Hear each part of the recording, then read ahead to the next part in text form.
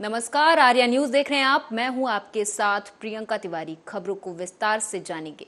उत्तर प्रदेश के सीएम योगी आदित्यनाथ 2 दिवसीय गोरखपुर दौरे पर हैं। ऐसे में आज 2 दिवसीय दौरे के दूसरे दिन योगी आदित्यनाथ ने गोरखपुर में 10,000 करोड़ रुपए की 18 NH परियोजनाओं का उद्घाटन और शिलान्यास किया। इस मौके पर सड़क परिवहन और राजमार्ग मंत्री नितिन गडकरी और सांसद रवि किशन भी मौजूद रहे।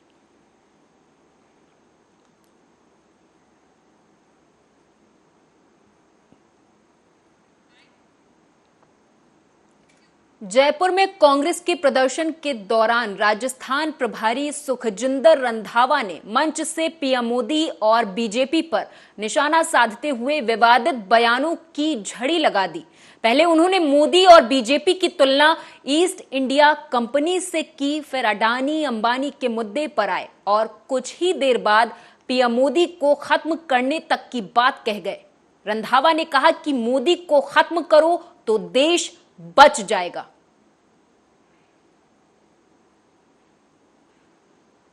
हिंदुस्तान में व्यापार करने के लिए आई थी। अडानी, ये मोदी ने अडानी जैसा आदमी ईस्ट इंडिया कंपनी बनाकर हिंदुस्तान में लेकर आया है। मैंने ये बात बताई है कि 200 साल उस ईस्ट इंडिया कंपनी ने पूरे हिंदुस्तान पर कब्जा कर लिया। अंग्रेजों का कब्जा हो गया, पूरा हिंदुस्तान कंगाल कर दिया। अब वही मोदी अडानी को ईस्ट इंडिया कंपनी बनाकर हिंदुस्तान में लेकर आया है और हिंदुस्तान का सत्यानाश करेगा। दोबारा हिंदुस्तान फिर गुलामी की तरफ बढ़ रहा है। हम पंजाब में रहते हैं, आपका बॉर्डर भी है राजस्थान का, गंगानगर, बीकानेर। हमें पता है कि पाकिस्तान क्या कर रहा है। चाइना देखिए क्या कर रहा है। कहते मोदी कहता है घुसकर मारेंगे, वो तो हर रोज ही आ रहे हैं। उनको कैसे करना है जो अडानी तय करता है, मोदी नहीं करता। मेरे सामने आप बैठे हो, स्टेज पर बैठे हैं। जब आजादी की लहर चली, किसी लीडर के दिलो दिमाग में कभी नहीं आया था कि मैंने जब देश आजाद होगा मंत्री बनूंगा, MLA बनूंगा। उनके दिमाग में था कि सबसे पहले अंग्रेजों को कैसे हिंदुस्तान से निकालना है। मेरे को अफसोस से कहना पड़ रहा है, मेरे पास जो भी आता है वो ये नहीं कहता कि हमने कांग्रेस को कैसे आगे लेकर जाना है। वो कहता मेरे को क्या बनाओगे। और भाई पहले कांग्रेस को बना लो। अगर कांग्रेस जिंदा हो तो आप सभी जिंदा हो। मेरे को काम करने वाले चाहिए। कोई कोटा सिस्टम नहीं चलेगा कि जिसका आदमी है उसका आदमी है उसको टिकट दे दो। जो कांग्रेस का है, वर्कर है, उसको टिकट मिलेगी। खत्म करो, मोदी को खत्म करने की बात करो। अगर मोदी खत्म हो गया तो हिंदुस्तान बच जाएगा। अगर मोदी रहा तो हिंदुस्तान खत्म हो जाएगा। जो कहता है ना कि मेरे से बड़ा देशभक्त नहीं है। और भाई साहब आपको तो पता नहीं देशभक्ति का मतलब क्या है। मोदी को पता ही नहीं देशभक्ति का मतलब क्या है। कौन सा बीजेपी का जनसंघ का लीडर आजादी के टाइम में जिसने आजादी के लिए लड़ाई लड़ी या जेल में गया, जो गए हैं वो सभी कांग्रेस के लीडर हैं, सभी कांग्रेस के परिवार हैं। फांसी पर कौन चढ़ा? मोदी का परिवार नहीं, अमित शाह का नहीं। कांग्रेस के लीडर जो हैं उनके अभी उनकी 5 पीढ़ी जो है वो अभी कांग्रेस के साथ है। यार उनका तो हम नाम नहीं लेते। कहां गई वो सेलुलर जेल अंडमान निकोबार? वहां हर कांग्रेसी का खून जहां वहां है। फांसी के फंदों पर वहां चढ़े, कोड़े खाए। तो मोदी कहता है कि जी कांग्रेस ने किया क्या है? कांग्रेस ने हिंदुस्तान को आजाद करवा के दिया। तेरे जैसे बेईमान आदमियों को देश दे दिया है। तो भाई आप राजस्थानी हो, पंजाबी और मैं भी, रंधावे जो होते हैं ना, इनको रन धावा बोलते हैं कि रन में लड़ने वाले। तो हम भी राजस्थान से गए, तो हिस्ट्री निकालिए, जो कास्ट है उसका निकालिए। तो हमें अब लड़ाई लड़नी होगी। तो लड़ाई कहां से लड़ी जाएगी? राजस्थान से लड़ी जाएगी। इसको रणभूमि बनाइए, जहां से इसको खत्म करिए मोदी को। अडानी तो आज ही हम नींव पत्थर रख देंगे। जब अगर राजस्थान जीत गए तो अडानी अगले दिन ही खत्म हो जाएगा, कहीं नहीं दिखाई पड़ेगा। तगड़े होकर जो आप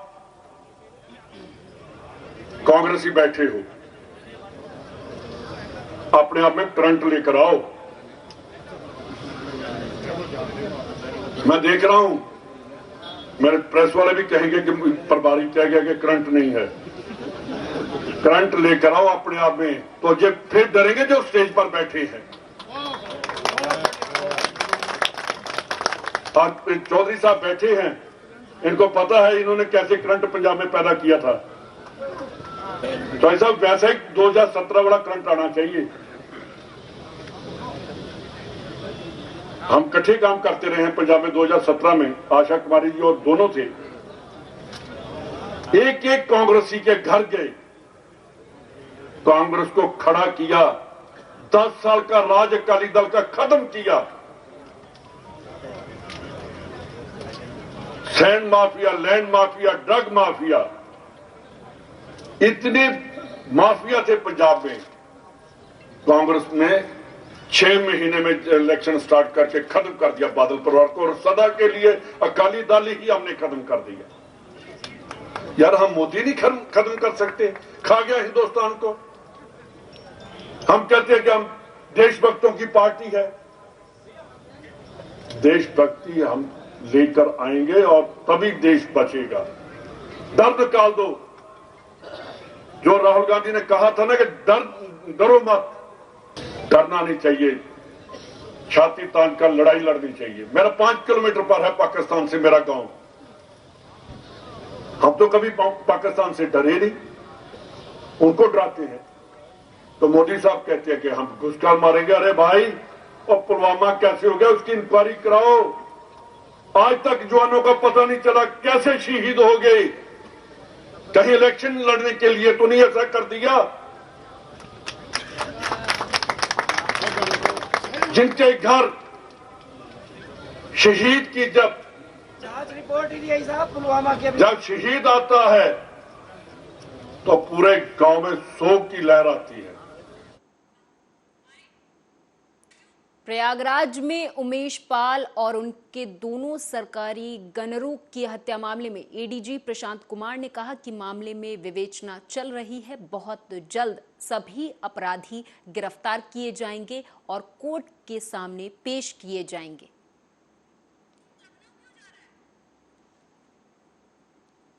सभी चीज़ें विवेचना चल रही हैं और अपराधी बहुत जल्द पकड़े जाएंगे और कोर्ट के सामने प्रोड्यूस किए जाएंगे। सर, टीम क्या गुजरात भी गई है अतीक से पूछताछ करने? ये सब चीज़ें जाती रहती हैं। टीमें वो विवेचक भेजते हैं, वहाँ कमिश्नर के द्वारा समय समय पर इसकी ब्रीफिंग की जाती है। सर, अनिरुद्ध के मामले में क्या जांच बैठाई गई है, क्या होगा?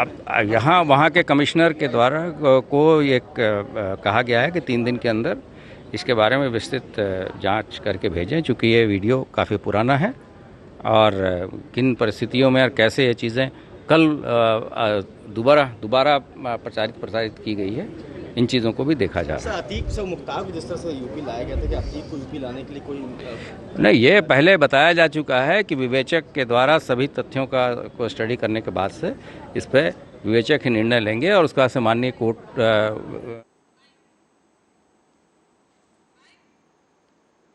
जनपद अलीगढ़ के थाना बड़ला इलाके के गांव में पति पत्नी के बीच हुई मामूली कहासुनी के चलते पति ने अपनी पत्नी की धारदार हथियार से काटकर निर्मम हत्या कर दी। आपको बताते चले कि जहां पति के द्वारा पत्नी की धारदार हथियार से हत्या किए जाने की खबर जंगल में लगी आग की तरह पूरे गांव में फैल गई और ग्रामीणों का जमावड़ा लग गया। जिसके बाद ग्रामीणों ने गांव में एक पति के द्वारा अपनी पत्नी की धारदार हथियार से काटकर निर्मम हत्या किए जाने की सूचना पुलिस को दी। सूचना मिलते ही फॉरेंसिक टीम के साथ इलाके के थानाध्यक्ष पुलिस फोर्स के साथ मौके पर पहुंचे और हत्यारे पति को फरार होने से पहले ही हिरासत में लेकर गिरफ्तार किया, जिसके बाद फॉरेंसिक टीम ने घटनास्थल से साक्ष्य जुटाए तो वहीं पुलिस ने निर्वस्त्र हालत में पड़ी मृतक पत्नी की लाश को कब्जे में लेकर डेड बॉडी को पोस्टमार्टम के लिए भेज दिया। बताते चले कि पुलिस ने पत्नी की हत्या में इस्तेमाल किए गए धारदार हथियार को भी बरामद कर लिया है और आरोपी पति को गिरफ्तार कर पुलिस पूछताछ में जुटी है। 3-23 को थाना बरला से सूचना प्राप्त हुई कि पति ने पत्नी की हत्या कर दी है। सूचना प्राप्त होते ही तत्काल थाना पुलिस मौके पर पहुंची। मौके पर यह पता चला कि दोनों के बीच पहले से ही पारिवारिक विवाद रहता था। मौके पर फॉरेंसिक टीम भी पहुंची। मौके से आला कत्ल बरामद किया गया है। पति की अरेस्टिंग हो गई है। तहरीर प्राप्त करके अभियोग पंजीकृत कर अग्रिम विधिक कार्रवाई की जाएगी। विवेचना प्रचलित है। मौके पर शांति व्यवस्था कायम है। कानपुर देहात की सिकंदरा पुलिस के हाथ बड़ी सफलता लगी है। किशोरी के अपहरण के मामले में पुलिस ने आरोपी को गिरफ्तार कर जेल भेज दिया है। पकड़ा गया व्यक्ति इटावा जिले के बकीवर क्षेत्र का रहने वाला बताया जा रहा है।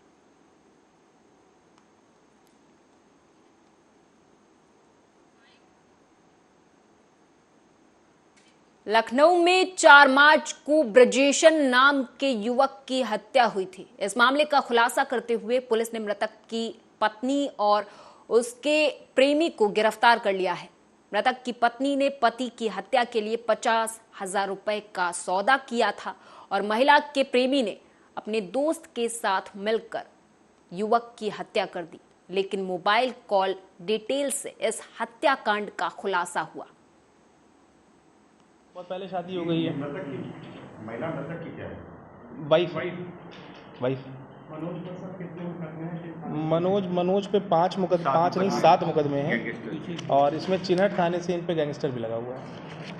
बच्चे भी हैं? 3 बच्चे हैं। और इनका अफेयर था महिला का? जी। ये अनुज से ये संबंध में थे। कितनी उम्र है सब बच्चों की? एक की 17 साल है, एक की 12 साल है और एक 4 साढ़े 4। और इस बीच बड़ी खबर सामने आ रही है। दरअसल महाराष्ट्र के सीएम शिंदे ने प्याज उत्पादक किसानों को बड़ी राहत दी है। प्रति क्विंटल पर 300 रुपए सब्सिडी का ऐलान कर दिया है। सीएम शिंदे ने पिछले कुछ दिनों से राज्य भर के थोक बाजारों में प्याज की गिरती कीमतें चिंता का विषय बनी हुई थी। किसानों को प्याज के दाम कम मिलने से किसानों में रोष था।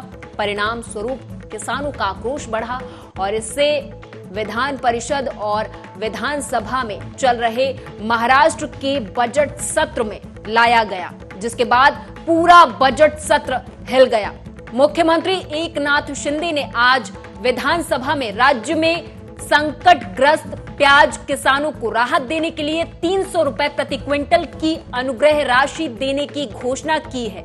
सीएम शिंदे ने कहा कि इस फैसले से प्याज उत्पादक किसानों को बड़ी राहत मिलेगी।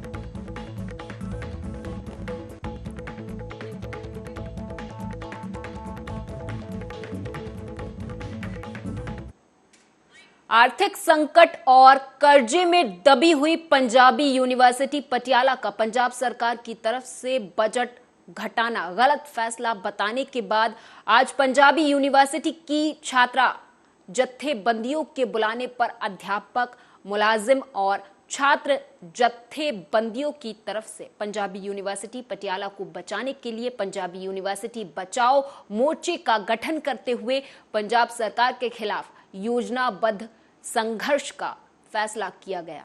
यूनिवर्सिटी के सभी विभागों को बंद करके पंजाबी यूनिवर्सिटी के मेन गेट पर सभी लोग इकट्ठा हुए। यूनिवर्सिटी बचाओ मोर्चा की तरफ से सरकार के खिलाफ जोरदार नारेबाजी की गई और इस दौरान जमकर हंगामा भी देखा गया।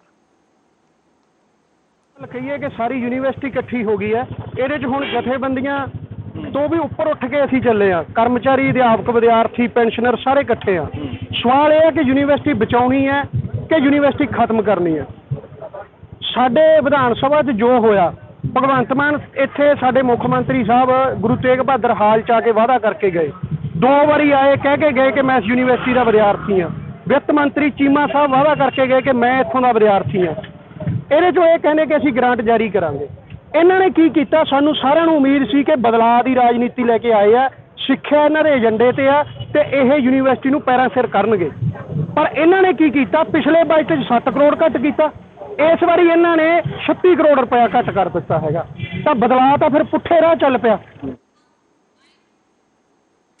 मनीष सिसोदिया और सत्येंद्र जैन की गिरफ्तारी के खिलाफ आम आदमी पार्टी ने हस्ताक्षर अभियान की शुरुआत की है। दिल्ली सरकार के कैबिनेट मंत्री ने लक्ष्मी नगर मेट्रो स्टेशन के पास इस अभियान का शुभारंभ किया। इस मौके पर आम आदमी पार्टी के कई नेता और कार्यकर्ता मौजूद रहे। इस दौरान गोपाल राय ने कहा कि प्रधानमंत्री नरेंद्र मोदी ने जिस तरीके से दिल्ली में शिक्षा और स्वास्थ्य क्षेत्र में काम करने वाले सिसोदिया और सत्येंद्र जैन को जेल भिजवाया है, इससे दिल्ली के लोग आहत हैं।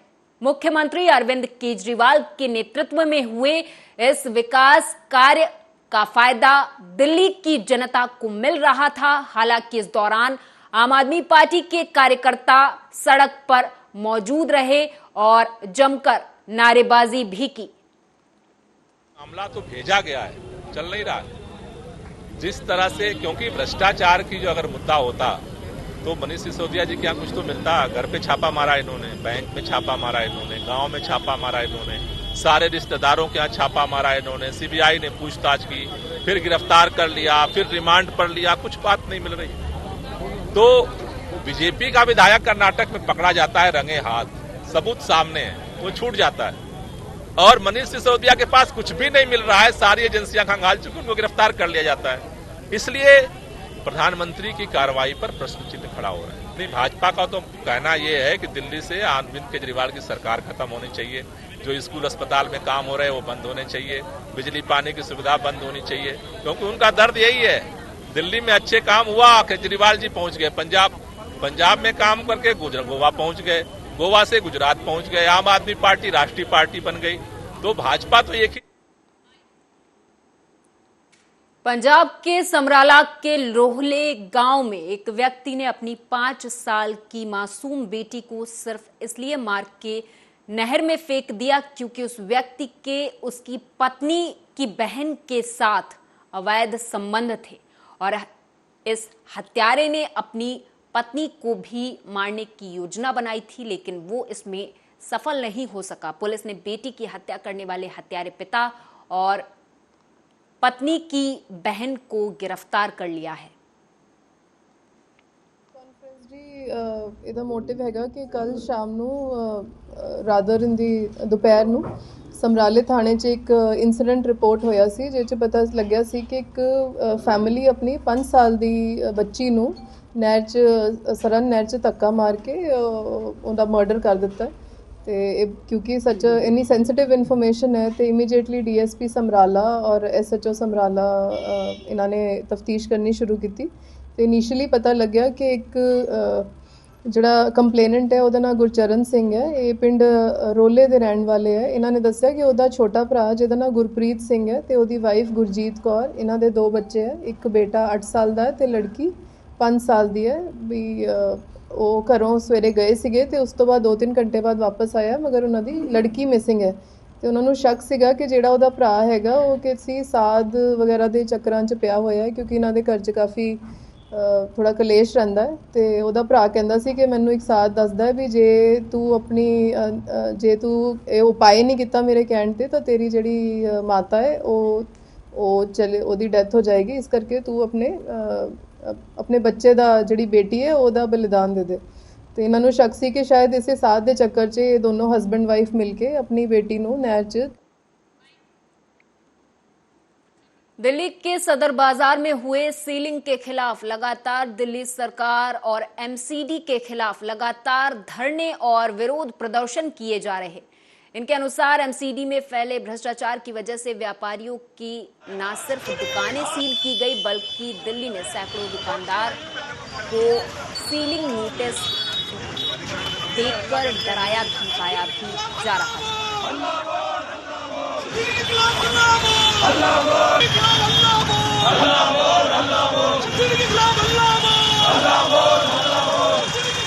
एमसीडी डीसीएल बिल्कुल करेगी। एमसीडी ने आश्वासन दिया, हमारे डॉक्टर साहब हर्षवर्धन ने भी आश्वासन दिया और हमारे सभी ने कागज़ चेक करें। डॉक्टर साहब ने भी किए हैं, एमसीडी के सभी अफसरों ने किए, सब ने हमारे कागज़ ओके बताए। 2007 से हमारे जितने भी दुकान से सबके पास कागज़ है और वो ओके बता रहे हैं, अपनी गलती मान रहे हैं। पर ये मामला मॉनिटरिंग कमेटी में कागज़ उन्होंने भेज दिए। अभी 2-4 दिन का उन्होंने समय मांगा है, जिससे कि मॉनिटरिंग कमेटी हमें डीसीएल के लिए ऑर्डर कर दे। देखिए, यकीन बिल्कुल है, लोकतंत्र में विश्वास है, न्याय प्रणाली में विश्वास है और ये सरकारें हमारी चुनी हुई सरकारें हैं। आपके चैनल के माध्यम से मैं माननीय मुख्यमंत्री जी से प्रार्थना करूंगा कि आपने जो कहा था कि दिल्ली के अंदर कोई दुकानें सील नहीं होंगी या जो दुकानें सील हो चुकी हैं वो भी खोलेंगी, आप किस बात का इंतजार कर रहे हैं? कौन सी कुंभकर्ण की नींद सोकर बैठे हैं? अब आपका मेयर भी मिल गया, आपकी सत्ता भी काबिज हो गई एमसीडी के अंदर, आप दिल्ली के अंदर काबिज हैं। आपने अपनी विधानसभा में हमारी दुकानें सील खोलने के लिए क्यों नहीं प्रस्ताव पास किया? क्यों नहीं भेजा एमसीडी को? क्यों नहीं सेंट्रल गवर्नमेंट को भेजा? ये आज आपका एक व्यापारी और एक व्यापारी क्यों 19 व्यापारी नहीं जी, ये 9 लाख दिल्ली के जो व्यापारी हैं उनकी एकजुट आवाज़ है। हम बिल्कुल, ये आज जो हमारा बैलगाड़ी पर चलने का मकसद ये था कि ये सिस्टम उतना ही धीरे चलने शुरू हो गया है एमसीडी का कि वो उसको समझ नहीं आ रहा और बेलगाम हो चुका है। जबकि हमारी सारी फाइलें जा चुकी है, सब कुछ जा चुका है, सारे कागज उन्होंने देख लिया है, सारे कागज सही हैं, फिर यहाँ पर सील क्यों नहीं खोली जा रही? इसका मतलब है कि कहीं ना कहीं कुछ अफसर नहीं चाहते ये सीलें खुले, वो करप्ट हैं और व्यापारियों को तंग करना चाहते हैं, जो हम कभी भी बर्दाश्त नहीं करेंगे। आज व्यापारियों ने यहाँ पर सदर बाजार में हल्ला बोल प्रदर्शन किया, फेडरेशन ऑफ सदर बाजार ट्रेड